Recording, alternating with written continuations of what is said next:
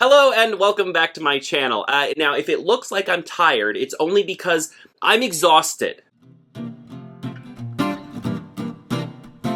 But I'm exhausted for a good reason, because this past weekend I got the wonderful opportunity to go to Level Up Retreat, which is a small board game convention held in Woodbridge, New Jersey. Now, I think it was in a previous location before, but this year was their first year at this new location, so they invited me to go as a guest, and I got to go and experience the convention and play lots of games with lots of people. The coolest thing about little board game conventions like this is that they have one big room with a bunch of tables where you can sit down and play games with new people, old friends, maybe some old people, but also old friends, new friends, and they also have a big board game library. So they have an entire room just filled with board games, and you can walk in and say, I want to play that one. Take it, go out to a table, sit down, open it up, and start learning. But the other great thing is that it's a lot of times you'll find that people there already know how to play the game that you want to learn how to play. So they'll just come and sit down and be like, hey, do you want a teacher? Do you want to learn how to play this? So we were able to learn a lot of games without even reading a rulebook. I think I read maybe 2 rulebooks the whole weekend. That's amazing to me, because being able to learn a game and not have to read through a rulebook is the dream. So with all that being said, we played a ton of games over the course of the weekend, and I thought today it would be fun to talk to you about my top 10 favorites that we played over the entire weekend. The thing I love about this list is that, you know, there was a board game library with a bunch of board games, right? And then there were also some board game designers there who was showing off their games. So essentially we got to play some old games, some new games, a lot of games that are already out that you can order right now, some games that aren't out yet that are coming later this year, and I'll make sure to note that as we go through. We got to play a whole bunch of stuff, and so today my list is going to have a little bit of everything. So some old games, some new games, some coming soon games, all of that and above will be on this list of top 10 games that we played over the weekend. So without further ado, here are my top 10 games that I played at Level Up Retreat 2024. Coming in at number 10 is a game called Couture. This comes from the company Allplay.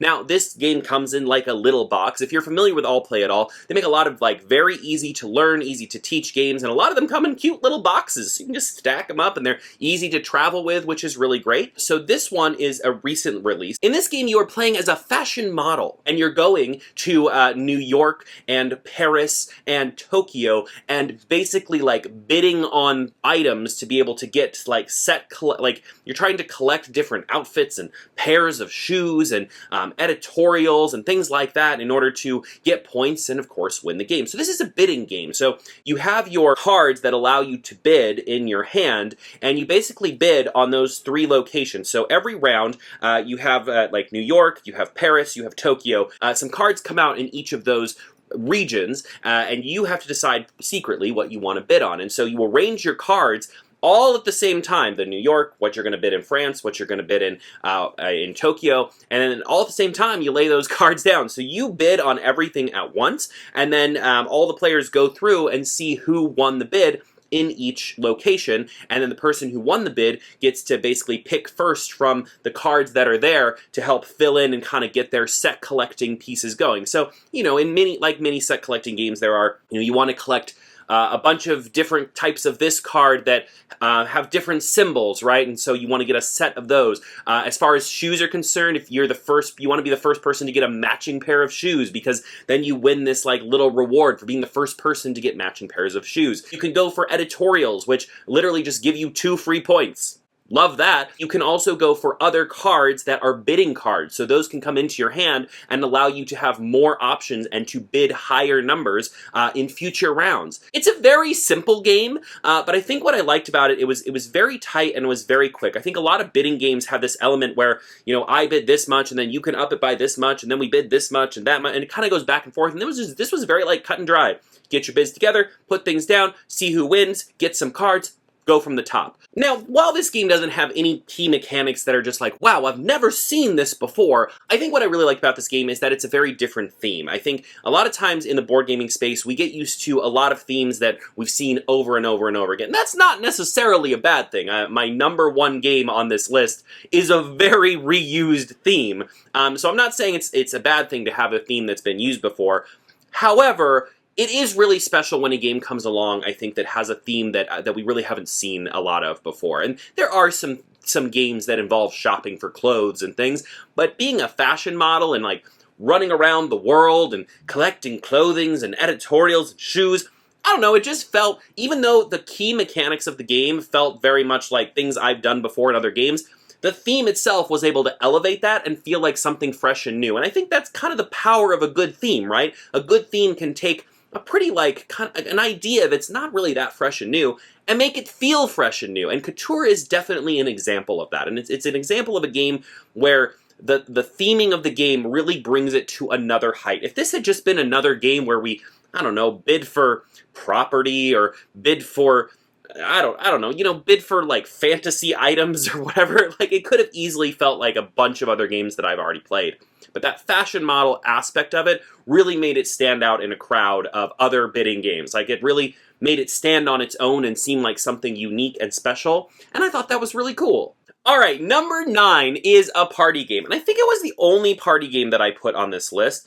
This will be awkward when we get later on the list and I realize that there are other party games, but I think this was the only party game on the list. This is a game called That's Not a Hat, and this is from Ravensburger. It's funny because I own this game, and then the first time that I actually got to play it was at Level Up Retreat. My goodness, it is so ridiculous and so fun. It's a hard game to describe if you're not playing it, but I'm going to try and explain it to you, at least in the capacity that I can. So essentially, it is a bluffing and memorization game. So every person is going to get a card with a picture of something on it, right? So it might be a cat, it might be a taco, it might be a guitar, and they have this card in front of them. You sit in a circle, and they have this card in front of them. This game is all about gift giving. So the person who starts will take a card from the middle of the table, and they will look at it, and now they will have to remember what that is as they put that card face down. And you basically have all of your gifts in like a little queue on the table, because you can never give away a gift you just got. You have to give away an old gift. It's rude to give away, it's rude to re-gift a gift that you just got, so you have to re-gift something older. So let's say I have in front of me a face-up taco. Now I pick off the table and I see that I've got now a cat. Now I'm going to put that face down and I'm not going to touch that for a second, but I need to remember that that is a cat. Now I'm going to turn the taco over, and it's going to have an arrow telling me which person to my left or right is getting that gift. I'm going to say, "Hello friend, I've gotten you a taco. Here's your taco." Now they'll take their card that was face up and they'll see it and they'll say, "Oh, this is a guitar," and they'll hand it to someone else and they'll be like, "Hey, here's a guitar." Now that card goes face down. Now essentially what's happening here is all the information that's on the table is slowly getting placed face down, and slowly, kind of like one of those magician things where they're like, follow the ball, and they put it under a hat, and then the ball goes all around the place, or they put it under a cup. Sorry, not a hat. I guess you could do a hat. They put it under a cup, and then the ball goes all around. They're like, which one has the ball? This game kind of has that feel to it, because slowly but surely, every single item gets placed face down and is going around the table, and at any point, somebody can slide you a card and be like, "I got you this waffle," and you could say, "That's not a waffle," and then you flip the card over. And if it is a waffle, you get a penalty, and if it's not a waffle, the player who gave it to you gets a penalty, and the game ends when one person gets 3 penalties. So essentially, you're trying to remember who has what cards, where they've gone, who has them, so that you can figure out when someone is lying or when someone is bluffing, or when, what most often happens, someone just doesn't have any idea what's in front of them. There was a moment when we were playing this game with a very large group. I think it was like 10 or 12 people. There was a moment when Carl passed me what he told me was a taco. And then a couple minutes later, on the other side of the table, even though I knew that the card that Carl had given me was a taco was in front of me, around the table, somebody called a bluff, and it got turned over, and their card was a taco. So now I know that the card in front of me is not a taco, and I am just praying that by the time it gets back around to me, someone has forgotten that I had a taco, or I need to make up something else and be convincing in saying, "Hey, this is a ukulele, here you go." And that's the crazy thing about this game, is it is about memory, but it also can be about bluffing, because if you're confident in the thing that you're sliding to someone, rarely, unless they're paying really close attention, are they gonna call you on it. There were a lot of people playing who would be like, "I think this is a cat," right? And then of course you might call them because you're like, "You don't even know what you have? I don't think that's a cat." But if you're very confident, like, "This is a waffle, here's your waffle," people are less likely to call you on it because they just think, wow, they're so confident, that must be a waffle. And so it's just a ridiculous game. It's like part memorization, part find the ball under the cup, and part just flat out BSing your way through trying to give people gifts and have them not call you on it and tell you, no, that's not what that is. It is very funny. It's a very little card game. I highly recommend it. It's so easy to pick up and play. You can teach it in like 20 seconds. Great for parties, great for groups, great for families, great to get people. I think it would be a great game. And I say this because most of the people that I played this with, I didn't really know. Like, these were new people to me. So this was a really great icebreaker game. Like, it got everybody laughing, it got everybody talking, it got everybody lying to each other, which, I don't know, that's a whole other comfort level, right? It was just so fabulous, and it was such a funny game. A game like that has people laughing and it's just ridiculous is just really, really great. And I really enjoyed it a lot, and I think it was just so fun, and it was one of my most memorable gaming experiences of the entire weekend. Highly recommend That's Not a Hat. Now, number 8 is a game that is technically out. It was a Kickstarter. It comes from a company that I believe is located in France. But the game is, if you didn't Kickstart it, it's currently not available in the US. But I'm hearing that it will be available in the US later this summer. So if this sounds enticing to you, just keep an eye on it, because it should be coming to stores and be available here in a very short time. And that game is Nekojjma. So this is a dexterity game, and this involves taking these wooden poles and stacking them on top of each other or in these different quadrants of the city. And they're supposed to represent like telephone wires. So you're stacking them, and you want to make sure the wires don't touch each other because zap, you're dead. Then you also can pull things because you're pulling out of a bag basically to tell you where you have to place these things.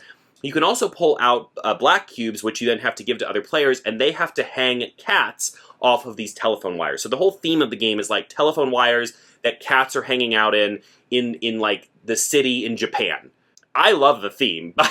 Like, part of the reason I wanted to play this game is I was like, cats in Japan on telephone wires? Why, yes, I would like to play a game about that. It is very, like, Jenga-esque, except that you're building this thing as opposed to, like, trying to pull pieces from it without making it topple. It looks incredible on the table. Like, as you build it, it just looks insane. You've got these sticks, because you can stack the telephone poles on top of each other. So you've got this eventually becomes this tall thing with wires crossing every which way, with cats hanging off of them. When we started playing it, there were just 5 of us playing. It was a little group of 5 playing. By the time we finished, there was an entire crowd gathered around us watching us play this game, because it's just so much, it's very eye-catching. It's a game that, like, pulls people to it. They're like, what is this thing? I mean, it looks like a jungle gym. Like, it just looks ridiculous. And it gets taller and taller, and people are stressed. The table we were playing on was not level. It was a wild game. And I am not the biggest fan of dexterity games, or games that, you know, like Jenga-esque games where you're trying to, like, build a thing and not make the thing fall. But I think the theme and just the fact that this looked so spectacular on the table, like every time someone was able to put a new element on without knocking anything off, it just made the thing look that much crazier on the table, and it was just really fun to see this thing evolve into this almost like art sculpture in the middle of the table. It was very fun, it was very easy to play, it was very easy to learn, and what I loved about it, and what I really hope that the full release, when they release it later this year, comes with this. It came with a bunch of expansions and modules to change up the gameplay. Like, there was one where you had to, like, hang lanterns, and then if something happened, you had to take the lanterns back off without knocking this whole thing over. There were and then there was one with like a tsunami that could come in that like changed where you had to place things. Like, there were all these little modules. I think the thing with like games like Jenga is they can feel very one note, right? Like, after you've done it once or twice, it's like, okay, we're done, we've done it, right? But this game had all these different ways that you could change up the gameplay, and I thought that was really cool, and it made me want to go back to it and keep playing around with it to see what all of these different modules could do, and maybe see which one I liked the most. I only got to play it one time, and we played with like the base game, but man, it was so much fun, and it was ridiculous, and I did not win because I zapped myself because I had a wire crossing another wire, but I still really liked the game, and I will for sure be getting a copy when it becomes available in the US later this year. At number 7 is a game that I actually think just released, like, today. As of filming this video, the game is now available to purchase. This game is called Aqua Biodiversity in the Oceans. I believe you could probably just find it under Aqua, but there are a lot of board games called Aqua, which I learned in putting putting together this video. This game is a tile laying game, and it's very, very colorful and very, very striking. And so essentially what you're doing is you are building coral reefs by like matching these little hexagonal tiles together to build coral reefs, and then you're adding small creatures that get you points to these spots. So once you build a perfect hexagon of a coral reef, you add creatures, like small creatures that match that color of that coral reef on top of it. So it has kind of like a 3D element as well. Certain reefs will not, because of the shape and because of the way that these things hook together, a reef might not be able to make a perfect hexagon. So if a reef has 4 or more touching of the same color, that becomes a reef. And at the end of the game, you'll actually score points for your small animals that are touching the reef. So you score points for the small animals, and then you also score points for the small animals that are touching your reef. So you could potentially score for your small animals multiple times based on what they're touching and what you manage to get them close to. As you create shapes with the small animals, you can also then basically get large animals to put on top of the small animals. And that essentially covers up those points, but the large animals are worth a lot of points.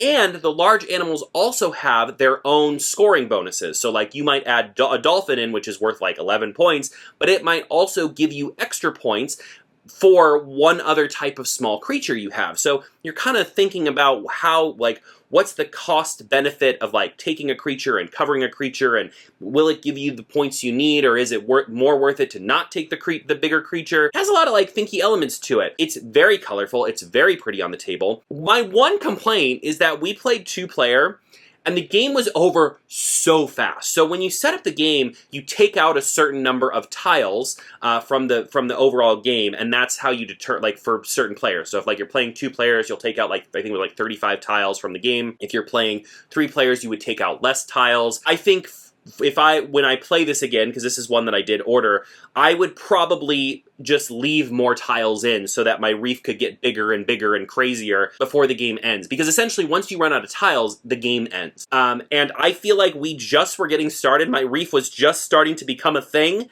when the game ended. And I was very sad because I wanted to keep going. I wanted to see it expand. The game does play, I believe it does go 1 to 4 players. Depending on the player count, your reefs might get bigger and bigger, but my reef was so little when the game ended and I wanted more. And I think the answer to that is that you could easily, I don't see any reason why you couldn't just leave more tiles in. It would make the game a little bit longer, but the game also was not very long. I think we played a total of maybe 20 or 30 minutes, maybe 20 minutes after learning the game, after setup, when we were actually playing the game.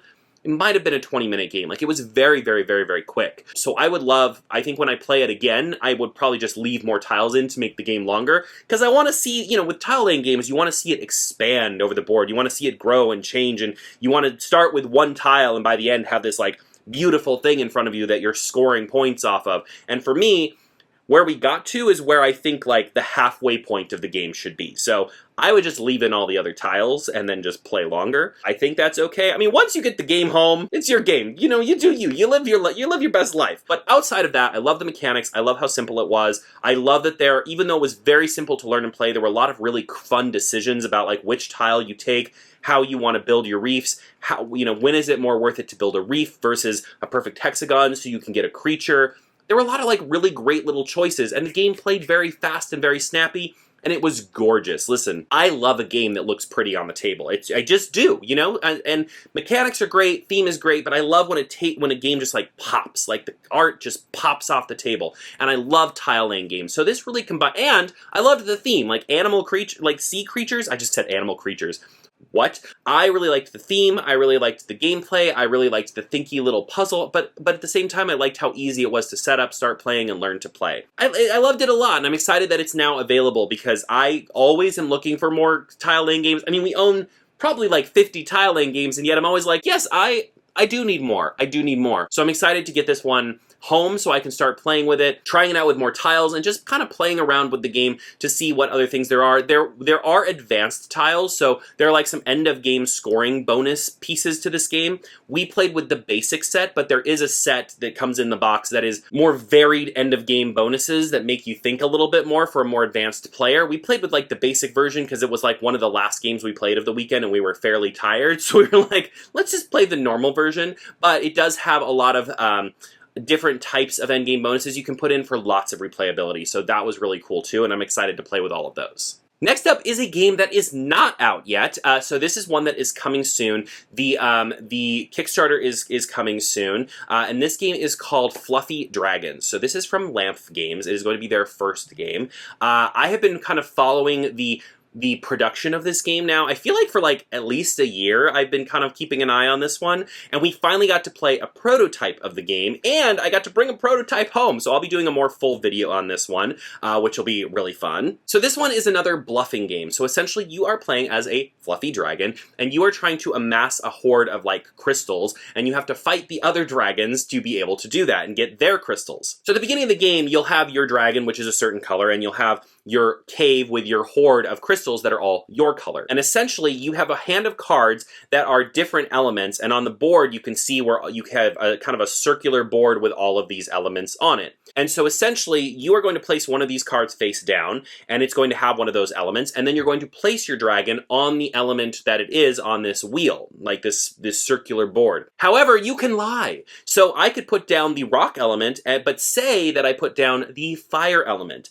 And after everybody's put their cards down, you have a chance to basically bid however many crystals that you want to say that people are lying. So you can put crystals on people's face down cards and say that person is lying, and I think they're lying this many crystals, right? So I could, if somebody I thought was lying, I could put 2 crystals on their card. Now, when they flip up their card, let's say I put those crystals and I said they were lying, if they were lying, I get my crystals back, and then I get to steal 2 crystals of any color from them. If they weren't lying, they get to keep my crystals. It's definitely a bluffing game, and you're essentially trying to collect, sets of these crystals. So you get points for every single crystal, but you also get a lot of points for having a rainbow, so one of each color of crystal. There are also these black crystals that are worth 10 points each, and then one of those comes out every single round, which is really cool. And so you're basically trying to create these sets and get as many crystals from other people as possible so that you can create these rainbows, get these black crystals. And the other thing that's crazy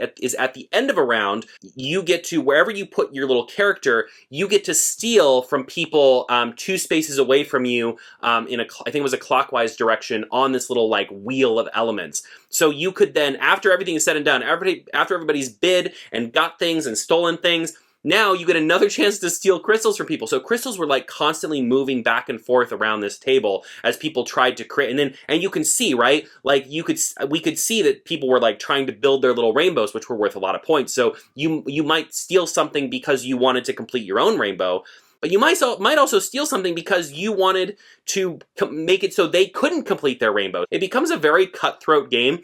I think the game is really funny because it has like such a cute theme. It's called Fluffy Dragons. Like, the dragons are so adorable, so cute, so lovable. You just want to give them a little snuggle. But it's such a cutthroat, mean game. Like, you are constantly stealing from people. You're constantly calling people out as liars and putting these crystals down to call their bluff. I just thought it was like such a fun little mixture, like such a like warm, cute little, oh, look at how cute it is. But then it was like, oh, you're a liar and I'm stealing crystals from you and now take that. You know, I don't know. It just was, I really liked that aspect of it. Like, I feel like the game kind of invited you in and then became this like, we're gonna steal each other's crystals. I don't know. For some reason, that experience of like sitting down with this game that I thought was gonna be like really light and cozy and ended up being like a really cutthroat kind of like hoard your gems, steal from others kind of game. Something about that I thought was really fun. This game is, like I said, still in production, so it will be out later this year, but I don't know if it'll be out later this year, hold on.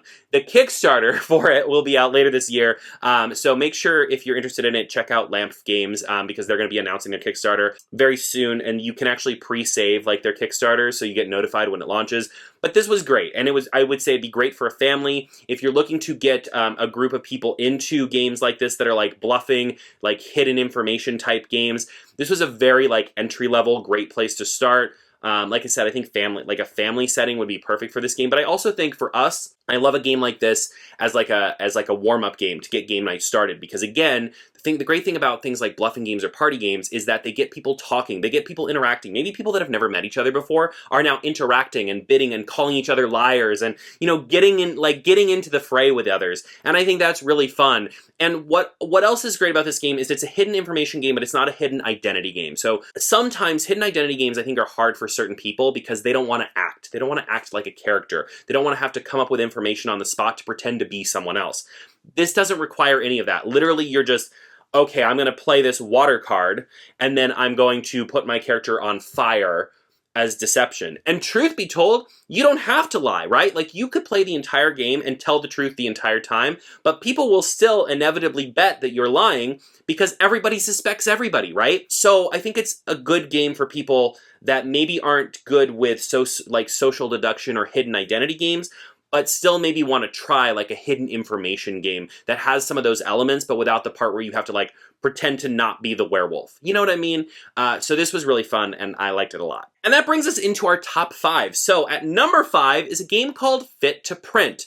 Now, when I first heard about this game, I really wanted it, and then it kind of fell off my radar. I'd seen some reviews where people hadn't loved it as much. I don't know, it kind of just fell off my radar. I was like, maybe we don't have to play that. Maybe we don't have to get that, whatever. So it was one of the last games we played over the weekend, and we'd run into some people who actually recognized me from TikTok and Instagram, which was really cool. So these two lovely people actually offered, they were about to play a 2-player game, and they offered to let us play as well, so it become a 4-player game. And we were like, sure, I've been wanting to try this game, let's try it.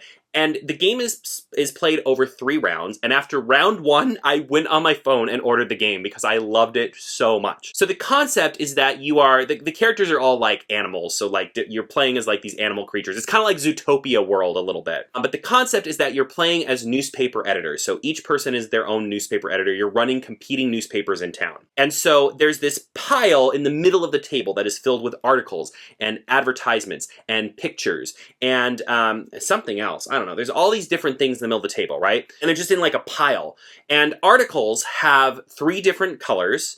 And then articles can be either positive or negative. So they'll have like happy faces or sad faces, all right? In front of you, you have a little, like a newspaper spread, like a newspaper page. And then you also have a little like 3D, it stands up desk. There is a timer. So every round, the game is played out, I think the standard time is like 5 minutes. The game is played out over 5 minutes. And you have 5 minutes to take things from the middle of the table. You can only take one thing at a time.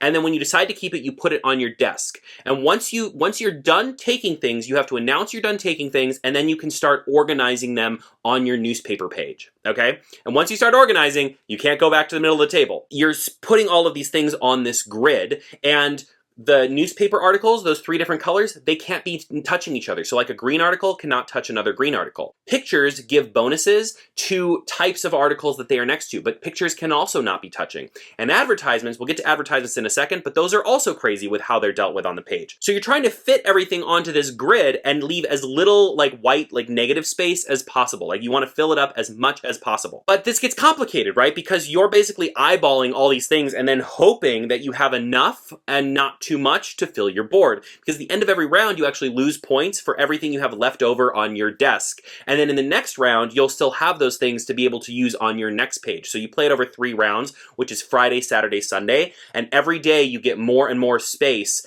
on your newspaper page that you have to fill. You also get advertisements to put on your page, and they will have a certain number of dollar signs, and that's like the number of advertising points they're worth. They're not actually worth any points at all in the game as far as like getting points to win.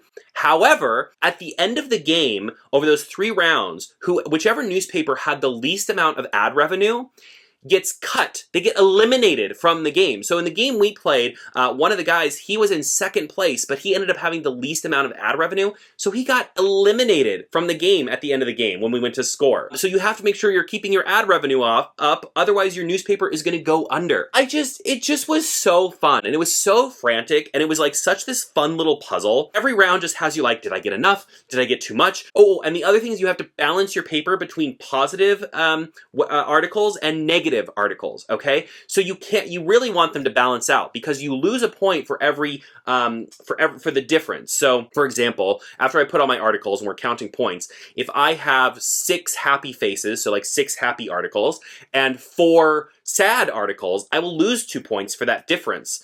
So you essentially want to have like a perfect balance of happy and sad in your newspaper. I think I already said this, but I love a game that uses theme in such a cool way. Like a game that feels like it could not be any other theme. Like a game that feels like it was built for this theme in particular. And Fit to Print is that. Like that, this game feels like the theme came first. They were like, we want to make a game about running a newspaper, and then they built every mechanic around that theme because it all just fits so perfectly, and it's so smart, and everything about it makes sense.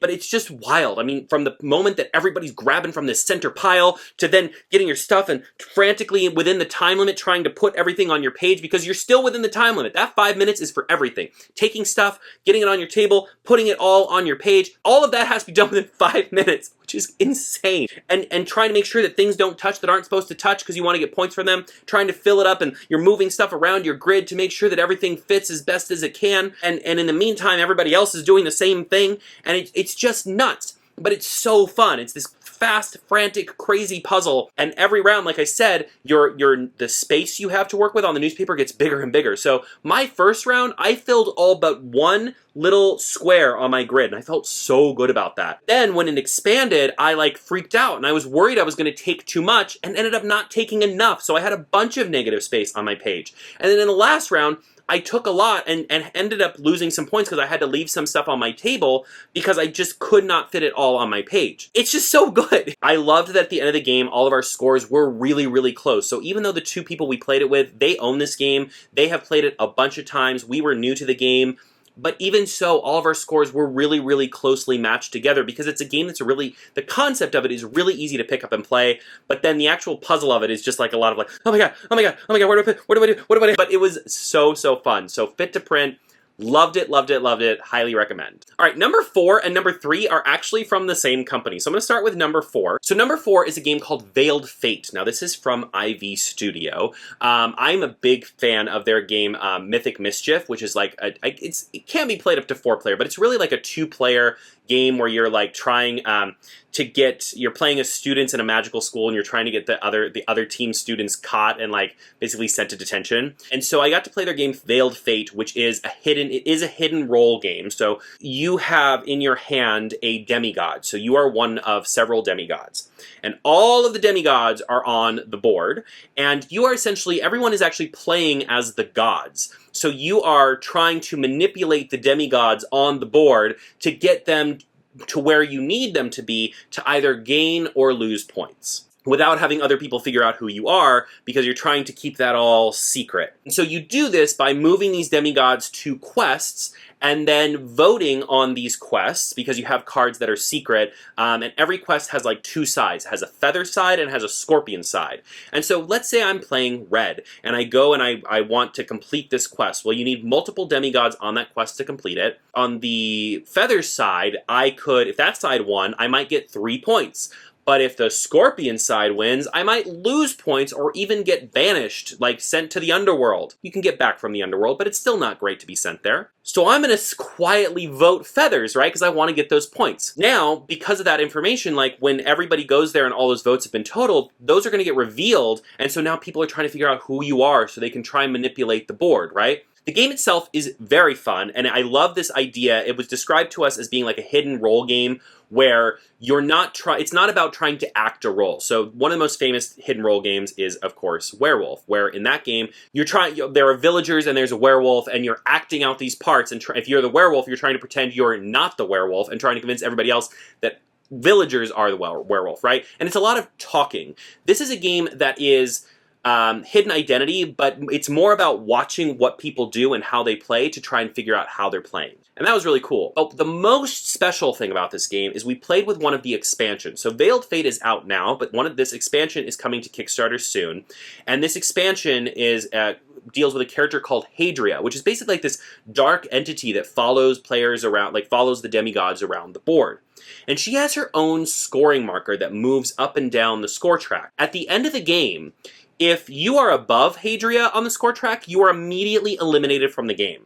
And then the people behind her are the ones who get to see if they win or lose. And this aspect of not having any one player like kind of run away with the game and having everybody kind of have to stay close to the middle, because she could also gain and lose points. So you could be right behind. At one point I was right behind her, so I was winning the game. And all of a sudden she lost a point, and now I'm in trouble of possibly being eliminated. So you're constantly trying to manipulate your score both back and forward to make sure that you're in a place where you're winning, but not winning too much because you don't want to be eliminated completely at the end of the game. It was so interesting, and it was such a great expansion to the point where I don't think I would ever play this game without it. Like, it just added such a depth to this game that just the game by itself, I'm sure would be a really fun hidden identity, like get points, try to be the winner in the end kind of game. but the aspect of this game where you were trying to basically kind of stay middle of the road because you didn't want to get too many points or too few points just really added this whole very incredible layer to the game. We also played with another one. There's going to be several expansions coming out at the same time, kind of in like their own like expansion pack. Another expansion we played with was where one player was actually playing as like their own like special role, which had its own special rules for winning. So their role had, at the end of the game, before anything else happened, if they could guess the roles, the hidden roles of at least 4 people at the table, they would win automatically. Before anything else happened with Hadria or getting eliminated, if they could guess 4 people's roles at the table, they won. And they were only able to guess 3 at the end, so they lost, which then, then people who were ahead of Hadria lost, and then it went to people who were behind Hadria to find out who won. So there are all these little aspects of like the hidden role and like making sure that you were really watching where you were on that score track, but also making sure that no one else knew who you were so they wouldn't mess with you. It just had so many layers to it, and I loved it. And I also loved the like Greek god pantheon demigod theme. To me, it felt very much like Percy Jackson, the board game. Like, it very much had that aspect. I just really loved it. I loved playing as these demigods, moving around, like playing as gods, manipulating demigods, because you can move any character on the board, not just your own. So that's why you don't want people to know who you are, because you can then, if you know who someone is, you can mess with them, because anybody can move any character anywhere on the board. And that's where things get spicy. So Veiled Fate really liked this a lot. All right, the next game on this list was also from Ivy Studio. This is one that I don't believe is fully out in stores yet. It recently had a Kickstarter, but I think it's coming to retail soon. This is called Fractured Sky. So this is another game with hidden information. We played a lot of games with hidden information. So in Fractured Sky, you were playing as like a sky tribe or like a sky community or sky civilization. So you were being sent out into this world to collect these like sky crystals, these like star fragment things. I can't remember exactly what they're called, but you are using airships to go out and do that. And the airships all have a number on them, which is basically how much power you're sending to that place to try and get those crystals. And so you're playing that information privately, so it's like a bidding game as well. The thing is, though, most of these sky crystals, where they're at, is hidden information on cards that are face down. So you have to use some of your turn to basically check these cards or use context clues of other people that have checked these cards to try and go to the right spot so you're in the right place when those crystals get revealed so that you can collect them. And you also have to have the most like military might there to collect these crystals. You can also place things like markets to get resources because you need resources to build things, right? So this game also has a little bit of that aspect of like, kind of had like a Warcraft or StarCraft vibe where you needed to have wood and money and rocks to build these like skimmers that could add points to your total for a region. Or you might want to build markets, or you might want to build fortresses, and markets could help get you more resources, whereas fortresses could help you add points to your total like military might in an area. So everybody's kind of like placing things strategically around this board to like spread out their might to get resources to be able to build things, and then of course placing your airships out, trying to get them in spots where you will then be able to get crystals. And at the end of the game, whoever has the most crystals wins. That's it. There's no like, in case of a tie, blah, blah, blah. Like, no. Whoever has the most crystals wins. And ties in the entire game for everything are broken by turn order. So you only have, there's lots of things you can do on your turn, but ultimately you only have 3 actual airships that you can place onto places to like bid on those places to potentially win the crystals there. And once you've placed all of your airships out, your turn is over, and then you get to decide where you want to go turn-wise on the next round. So of course the first person to place all their airships gets to put their turn marker. They could choose to go first if they wanted, which gives them a big advantage, especially in the last round when ties are broken by whoever is higher in the turn order. So obviously, there's a benefit to being the first person to put everything out, but there's also a cost because if you're the first person to put out all your airships, you're also probably the person who has the least amount of information. Or you might also be the person who was able to put out the least like markets and fortresses and skimmers and things to add to your totals and also get you more resources for the next round. So there's a lot of like really thinky decisions, like, do I place my airship? Do I get some more information first? That person just got information, and based on the information they got, I can actually now like start to determine maybe where this crystal is without going going to get that information. There are also like hidden objectives, so every round has a hidden objective, so you're also trying to like play for those, because those are another way you can get crystals. It's just really cool. The art reminded me of this video game called Skylanders, and I really liked that. Like, if it has like Spyro in it, if you're like not familiar with that game. The game did not play anything like Skylanders, but it really reminded me art-wise of that, and I don't know, that it has this like almost like Saturday morning cartoon, like very bright, colorful board. I really liked this game a lot, and I liked the theme. I liked how everything looked. The one thing I will say is there's a deluxe edition of the game that comes with like miniatures. So the game we were playing with was the retail version, and basically airships were just like a little token with a number on it. So you would just put that out. In the deluxe version, the airships are like little miniature airships. I will say the deluxe version looks so much cooler on the table, okay? Like, the deluxe version looks so cool on the table. So if I were gonna get it, I would probably try to get that deluxe version just because it looks so cool. Is it necessary to have all those pieces?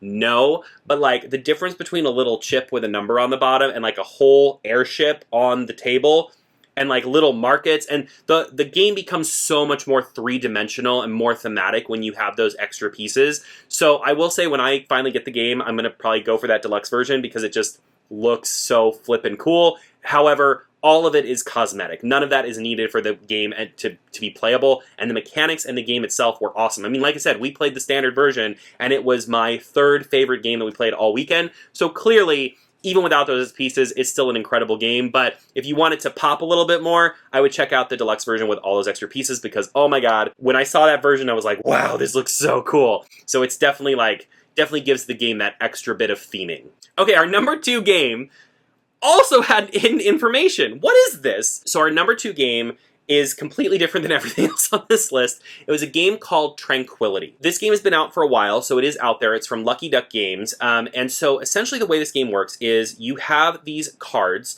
you have cards numbered 1 to 80. Okay? And you have a grid, a 6x6 grid that's like empty on the table. Like, you set it up so you have this empty 6x6 grid. And essentially what you're trying to do is put these numbered cards, which you and your other players, you can also play this one solo, have in your hand, in numeric order from 1 to hopefully 80, right? But obviously you can't put every single number on the table because there are only 36 slots. Okay, first of all, the most important thing you need to know about this game, it is played in complete silence. You're not allowed to talk while you're playing it. And so you're quietly putting down cards and trying to put them in the right places where they're supposed to go in numerical order, right? Like, a 40 should go somewhere in the middle. A 2 should go probably as close to where the 1 would be as possible, right? And then on top of all this, there's also start and finish cards. And when the start card comes out, it has to be played in the start position. And at the end of the game, if you manage to fill up all the spots and there's no numbers out of order and everything is like in perfect chronological order, you also have to be able to play a finish card to win the game. And there's only 5 finish cards in the whole game. When you play just a card into the middle of nowhere, that's great. At the end of your turn, you just pick up a new card to fill your hand.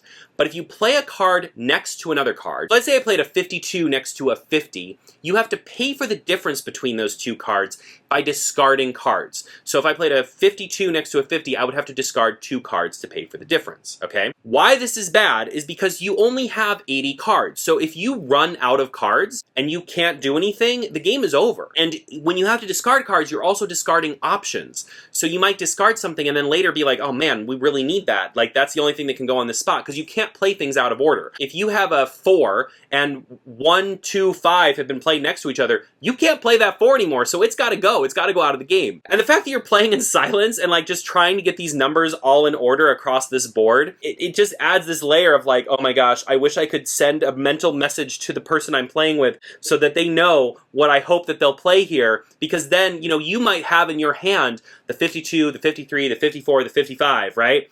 But you can't tell that person that. So you might play the 52 and be like, okay, next round I'm going to play the 53, and then the 54, then the 55, because you can only play 1 card a turn.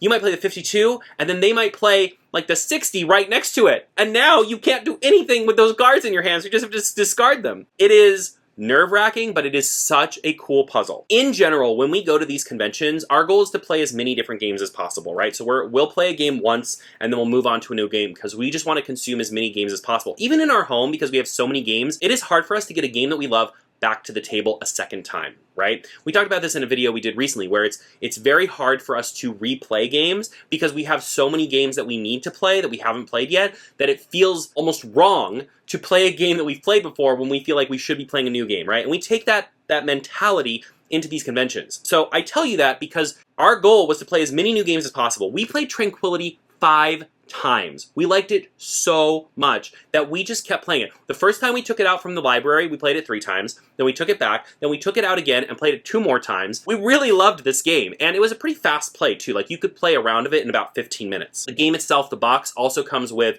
a couple little expansions and some variants as well. We didn't get a chance to play any of those, but this is another one that I ordered as soon as we were done playing, so we'll have it in a couple days, and I can do a full video on it and show you how it's played on the table. But I just absolutely loved it. I absolutely adored it, and it's a game that I would say yes to playing any day, anytime, anywhere.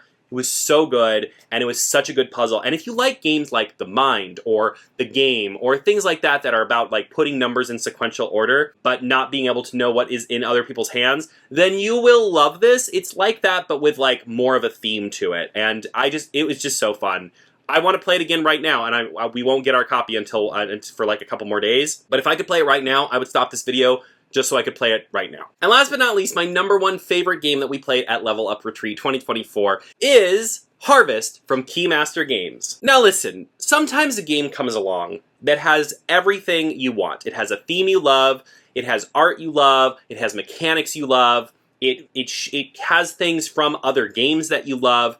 And Harvest is that perfect point that just has every aspect of Harvest is something I love. All right, so let's go down the list. Harvest is a basically cozy farming sim, like farming simulator game in a board game, okay? If you've ever played games like Agricola or Caverna or games like that where you're growing a farm, growing seeds, or even if you played like Harvest Moon or Stardew Valley video games or even Animal Crossing, this game is like those, okay? That's #1. It's a farming game. I love farming games. The theme is like cute critters doing things. So I don't care if cute critters are going on adventures or farming or building a town. I love games where cute critters are doing things. All of the characters in this game are cute critters building their little farms, okay? The art is so adorable. The pieces that you're using that are like the seeds that you're growing on your farm are like so chunky and colorful, and they look like wheat and strawberries and blueberries and pumpkins. They just like pop off the board. They just look so great. You can also in this game, so your main thing is you're building a farm, but you can also like go to town and buy buildings that will give you bonuses, and then you can build those on your land. But you don't want to build too many buildings, right? Because you also need to have farm space so that you can grow your seeds and water them and tend to them and then ultimately sell those for points. So this game just has all the things I like. It's farming, it's cute critters, and it's got these like buy seeds, grow the seeds, sell the seeds, clear land, buy buildings to try and get bonuses, to try and do more things, to try and maximize every turn. It's a worker placement game, so you have your little figures and you're putting them out, and you're basically like going to town to try and do as much as you can with every turn, because every round you only have 3 actions, right? Like with your little guys, you can only do 3 things, but you'll quickly find that some buildings will let you reuse one of your, like one building I got pretty late in the game was like reactivate a space that your characters are already on. So I was on a space where I was able to like grow and sell, like water and sell my crops. I was then able to do that again, like the very next turn, because I had a building that let me do it. It's one of those games where like when you find a way to like maximize your turn, you just feel so good and so smart, and you're like, oh my god, I was able to do this really cool thing, and I was able to get these points that I didn't think I was going to be able to get, and every decision just feels so thematic in the way that you're trying your best to find new ways to try and grow more crops, get more money, get more points, but you're also trying to manage your water levels and your fertilizer levels because you need water and fertilizer to be able to manage crops. So it's like, yes, I have everything I need to water and sell these crops, but I don't actually have the water, so I need to go first fill up my water bucket, right? And I also don't have the fertilizer to be able to plant these, so I need to go get more fertilizer. So you're constantly thinking of like trying to get a system, an engine built up so that you can go here and then here and then here, be able to do everything you need to. But of course, other players can also block where you're going, so then you have to rethink your plan. Well, they went there, that's where I needed to go to be able to fill my water bucket. Well, now I have to go somewhere else to fill my water bucket. Where can I do that? Where can I do that? What can I do to make my turn the most valuable, right? This game game ultimately felt to me like just like the ultimate cozy game, from the farming aspect to the little almost like town building aspect to the aspect of like the art and the critters, and each critter has like their own little special thing about them, like they have variable player powers, and then everybody also kind of gets like a random ability that activates every morning, because you play the game, every round is like a day, so there's like a morning phase and then a day phase and then evening, and so everybody has like their own little thing that activates every day. So between that and between the character abilities, and there were lots of characters to choose from, there's so much variability that you could easily play this game over and over and over again and like never get bored, because there's just so much replayability. If you like things like Agricola, so there's this, if you're not familiar, there's this really big farming game. It's been around for a long time, and when I say big, I mean it's just like massive. Like getting on the table, it's huge. It has a huge rule book. Teaching it is it's a lot to teach. It's a lot to learn. It's absolutely fantastic. It's one of my favorite games, but it's a lot. It's hard to get it on the table, especially with new players. Harvest to me is Agricola light. It's like a lighter, easier to teach, cozier, quicker to play, quicker to learn game like Agricola. In fact, what I love about Harvest is that with players at my table, if they're not super comfortable with like really big chunky games, Harvest would be an awesome stepping stone. We could play Harvest and I would still get all of the great feelings that I love about Agricola. And then if they wanted to try something a little chunkier, a little thinkier, we could go to Agricola and they would be able to understand that game so much more having played Harvest. Like Harvest is like a gateway game to so many other like worker placement type games of that caliber. It just feels so welcoming and such a great place to start. But that being said, as a seasoned gamer who owns all these games, who plays games all the time, it didn't feel dumbed down. It didn't feel too simple. Sometimes games that are new player friendly can feel like a little been there, done that, or not complex enough for a player who plays a lot of board games. Like a player who plays a lot of board games might play that and feel it's too simple, right? And of course, those games still have a place on the table, because having things that are a little bit lighter are a really great way to get new people into gaming and new people into the hobby. They're super important. But man, a game that has that sweet spot where it's perfect for the new player, but also has so much to offer for a gamer, for a long-time gamer, is beautiful. Like something where someone new to games could sit down and get it and have a great time, and could play with someone who plays games all the time, every day, for years and years. Something that brings those two people together and makes them both feel super fulfilled and having a good time with a game is really, really special. And Harvest to me is that type of game. So on top of all of that, it's also a theme I love, and it's also full of mechanics and pieces of this puzzle and worker placement, and I just love. It's a whole bunch of things that I already love separately put together into a game, so of course this was going to be my number one. Absolutely my favorite game. And funnily enough, Harvest was actually the first game that we played during the weekend. Like it was our first game of Level Up Retreat, and all weekend long I kept thinking we were going to play something that I liked more than it, and we did not. Harvest was by far my favorite game that we played over the weekend. Those are my top 10 games that we played at Level Up Retreat. Our next board game convention that we're planning to go to is Dice Tower East, which is a little board game convention it's a little bit bigger than Level Up Retreat, but kind of a similar vibe, and that is located actually in Orlando. It's down the street from us. So we will be going to that in, I believe it's July, and then we'll be at Gen Con, which is the big board game convention, and we'll be at that in August. So those are our next board game conventions, but I would love to know, have you played any of these games? Are you excited about playing any of these games? Did you hear about any of these games for the first time today and think, wow, that sounds really great, I want to check that out? Let me know all of those things and more in the comments. If you just want to tell me how your day is going, you can tell me how your day is going. I hope you're having a good day. I'm having a sleepy day. The weekend at Level Up Retreat made me very tired, so I'm probably going to go take a nap now. But thank you so much for watching. I hope you have a wonderful rest of your day, a wonderful rest of your week, and as always, happy playing.